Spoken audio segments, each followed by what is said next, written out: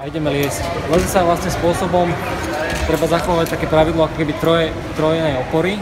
To znamená, keď pohybujem sa na stene, tak jednu ruku odľahčím, tak mám 3 pevné body. Asi takýmto spôsobom. Lezem na stene, jednu odľahčím a mám 3 kontaktné body. Idem sa ďalej, môžem ísť s nohou vyššie. Dám si ďalší musím. Čiže v podstate stále sú 3 kontaktné body so stenou. Po väčšine prípadov.